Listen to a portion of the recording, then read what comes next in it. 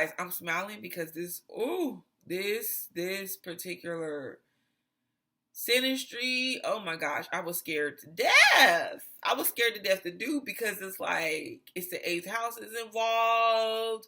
You can't just touch the eighth house, somebody's eighth house, and come back unscathed. You can't just touch someone's eighth house and come back the same. You can't just touch someone's eighth house and okay, I think y'all get it. Sun, your sun in someone's eighth house, and someone's sun in your eighth house. It's just really, really deep. Okay. Intense. The problem is a lot of times it's hard to get there with the person. Because like, okay, if you ever, let's say you had this placement, think about someone you had this placement with where it didn't last. And you just was like, okay, that wasn't really deep at all because it's like we wouldn't really allow ourselves to just jump in together. It'll be like one person is being real deep and all in and just letting the energy have its way, and the other person is kind of distancing themselves and holding back, and then it's like it flips to where now the other person is all in and all, encompassed, and we're just going to say, just, all in and just letting it go. And now the other person is distancing themselves, right? And it goes back and forth like this. It can go back and forth like this.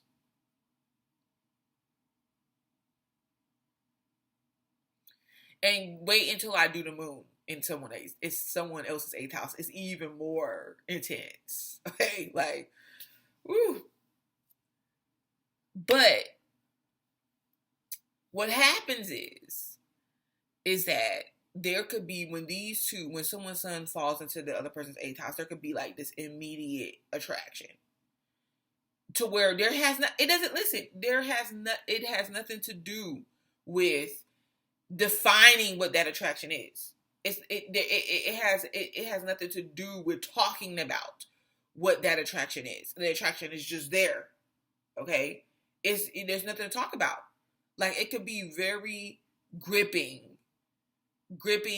on whatever sun person or whatever sign falls in this house. And please, dear God, don't let it be a fixed sign. Because if it's a fixed sign, it would be very hard to get rid of one of the people, to get rid of each other. Okay? Like, seriously.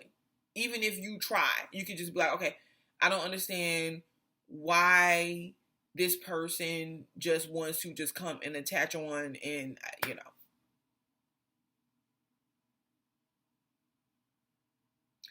So, that this placement can bring along obsession because of that. It's sometimes, like, don't misunderstand it. Sometimes the obsession is not necessarily expressed. It doesn't always have to be expressed. Like, oh, well, I'm obsessed with you and I can't stop thinking about you and I can't leave you alone. It doesn't have to necessarily be that way. Especially, like, if you're just, like, getting to know the person or you're in this awkward place with each other. No, it could just be more like an uncommunicated thing, and it could be happening more behind the scenes, because if you think about the eighth house, it's more of behind the scenes. So both people can be obsessing over each other. One person could be obsessing over the other one more than the other one, but behind the scenes. But then when they talk, when they get together, they act like, oh, okay, you're just normal. I'm just normal. Like, I'm not.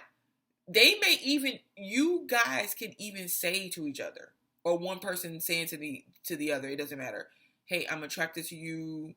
I'm really into you, whatever. But they may not say up to the capacity to where they take it at. You know what I'm saying? Like, I'm staring at your pictures at night, or every time I get the chance, like, I'm thinking these thoughts. And not for nothing, because this is a highly sexually stimulating synastry. Okay. So,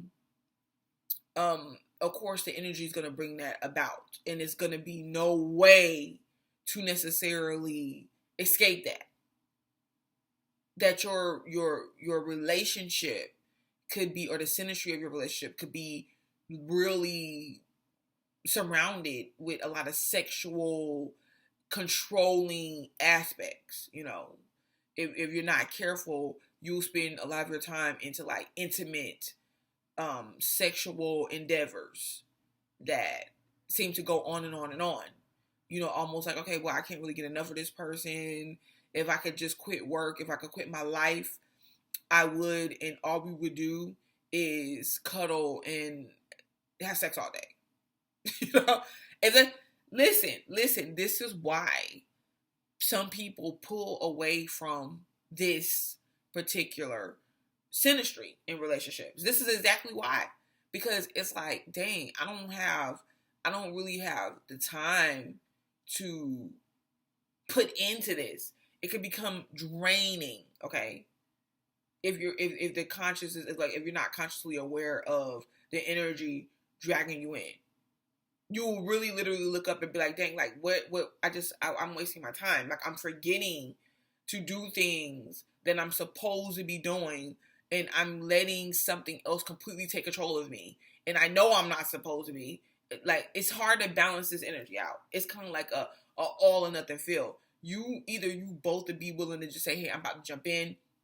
Mind you, this is the sun. The moon, oh my God. That's a whole nother story. But it's like you will feel you both will feel, or one person, this is the dangerous part about it, or the upsetting part about it, because it'll be like this instant, hey, let's jump all in. Like I would throw my life away. Or it doesn't matter what's going on, let's jump all in. You know what I'm saying? Like, and finding oneself in some pretty interesting circumstances here.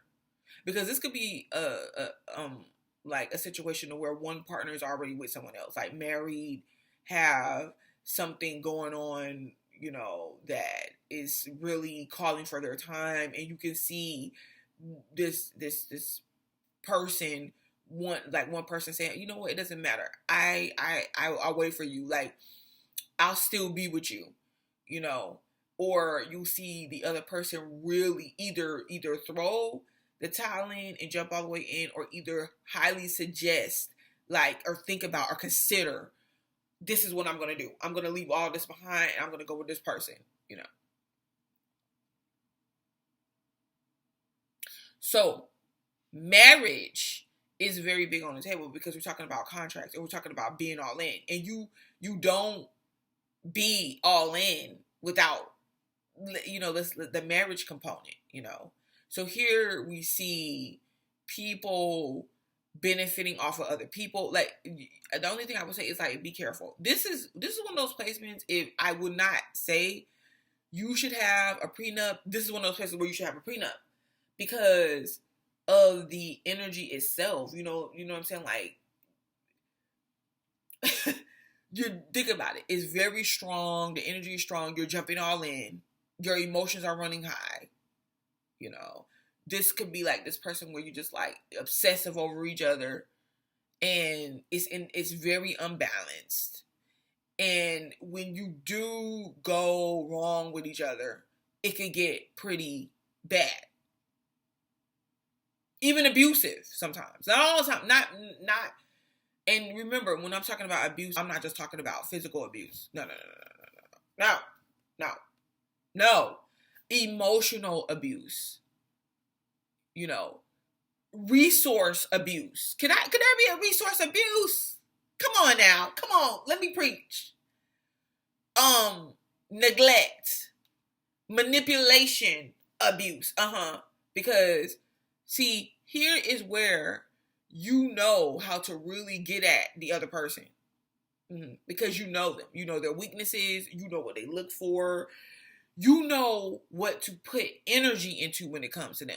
So when one person gets mad at the other person, it can be a lot of, venomous, enemy type interactions with each other. It's like, now I want to drag you down. I'm going to bring you down and I want revenge. Okay. So this is what I put up the prenup thing for. if you are the sun person, okay, if you are the sun person, you could be highly interested in the 8th house person. And see, as a person that studied astrology myself, you know what I'm saying? I have seen where a lot of people say, oh, no. As the house person is more addicted to the sun person. The house person is the one that is more stuck on the sun person because, see, the sun person has the most power. Because why? Because it's the sun. And because of the house person is like going to be the one that's going to want to, it's like the pocket, the holder, the carrier of the sun. So it's going to be more along the lines like, okay, I want to do everything that the sun wants me to do to please them. But listen, honey, I take everything with either or look. It's never fixed to me. It like nothing ever is fixed to me. And what I see is the 8th house actually being the house of power because it's ruled by Scorpio. The 8th house actually been the dragon's lair. You know what I'm saying? Like the 8th house, imagine going into a dark room and like you don't necessarily know where you're going. Yes, as the sun, you go in and you're going to light that room up. Like turn on the light, lights that room up, and now you're able to see everything inside of that room. But prior to that, it's dark. So you don't know what's going on in the room, but the room, whatever's in the room, in the dark, hiding, all that stuff, knows what's in it, where it's at, how it's set up, right? So nothing has more power over that position than the room itself. Okay, so the 8th house I'm looking at as the room. The 8th house holds a lot of power because the sun steps in there, the light comes on, you see things, but you don't necessarily see everything because it could be something hiding under the bed. It could be something in the closet. You have to go and you have to look more. But you do, we're going to get to the sun's part, but I don't want to go too far. The 8th house holds a lot of power because you also have to understand that the 8th house says, hey, I'm going to decide whether I want to let you in this room or not to even turn the light on. The 8th house can have that type of power in this situation.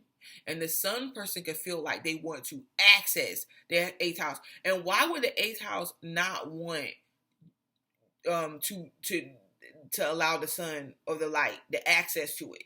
Why? Because of many reasons. Maybe the 8th house is not trying to go that deep. Maybe the 8th house person is just like, nah, I don't know, because this is the 8th house. I don't know if I trust you here. So the 8th house is not like the sun can involuntarily invade the 8th house. The 8th house has the ability to push back the power, should I say, to push back and be like, nah, I don't want you in here. You know what I'm saying? I don't want you in here. But we're gonna get there. And the sun is kind of like, dang, how do I break down these walls? Like, how do I invade the 8th house? Like, because remember, this is intrusive. This is like all in or nothing at all. Okay, so that's playing out there. And the sun is trying to seek ways of saying, I want to enter in. Get it? Okay, so this is even better if the sun is the male and the 8th house is the woman, by just me describing it. But it can play out either way. So what ends up happening is the sun is like, no, I want to be in here. I want to be with this, like, see what's going on behind the scenes, And usually what sparks that off, I'm going to be honest with you, conversation can do it, but conversation don't go deep enough. A sexual encounter sparks that off. And here, the sun is able to invade the 8th house because it's like, dang, the sun has came in. The light has been turned on in the room. And now the room is like, dang, you know what I'm saying? Like I'm real still here. They can see everything. Should I pull out what's hiding up under the bed? Or is they going to find that too? You know what I'm saying? Like, should we go in the closet? Like in that back hole, back in the corner? Or is they going to find that too? And the 8th house person could just be like, oh my God, like, I don't know. I want the sun to find these things. But if the sun really activates the 8th house in a way where there's like no turning back, the 8th house the person might start divulging its secrets because they're gonna feel like, dang, like I for some reason I'm drawn to this person. I owe this to this person. And then the sun person is just like, whoa, the sun person just wants to feel that, like feel that connection there, because it's like support for them. Here you go. You have the 8th house saying, listen, I want to make these things, like things that you want and you need, happen with you, sun person.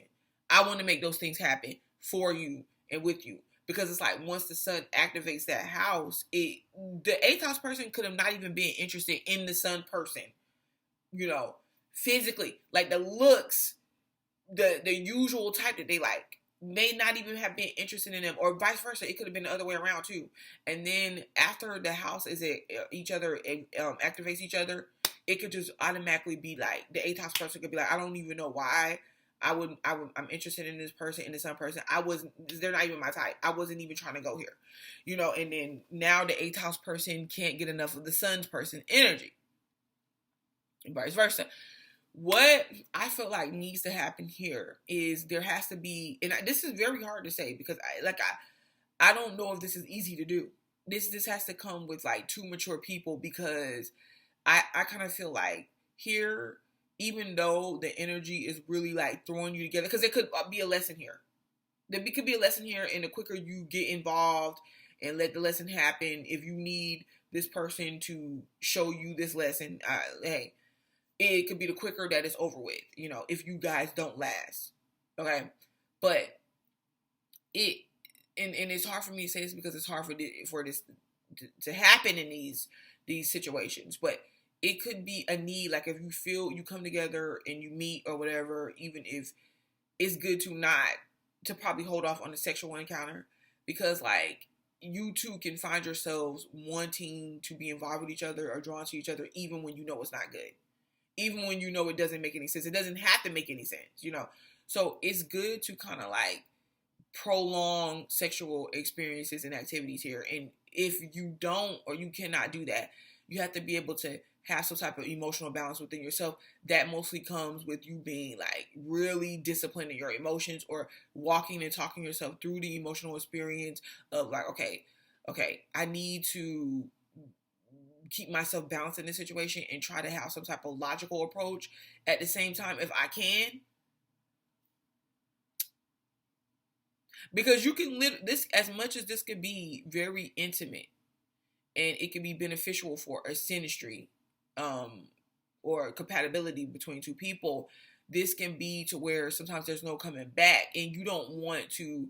I don't want to say that people should avoid making mistakes in relationships, but I'm saying like you don't want to get yourself in a position to where you feel like you're stuck with someone, because they have a lot of power over you, or because you've gotten yourself in so deep, they know your secrets, they know everything about you, or you've done things, you know what I'm saying? Now you recorded yourself, you don't know why, but they got audio, they got visuals of you and them doing some things, strange things for some change, okay? So you have to be sure and be mindful, because these people, you two can be very close. This could be a very good experience for both people. Sun, and don't get me wrong, I see the sun can have a lot of power over the 8th house, and I just say, sun, knowing that you have this power, please be mindful of how you interact with the 8th house person, in their resources, because the 8th house person can come across a lot of resources or have access to that for the sun person and get that to the sun person. But then at the same time, the sun person can motivate the 8th house person to do a business, like make money, okay, and assist each other in that. Okay, this video has been long enough, but like, you see how deep you gotta go? It's like you gotta go real deep. You can't just skim the surface, you know what I'm saying? You gotta just be in there. You just gotta be in the zone. You just gotta let low. You just gotta do your thing. Okay, let me stop. Okay, so this has been Sun in the 8th house synastry. I'm Butterfly to Light. Like, share, and subscribe, because I'll be back.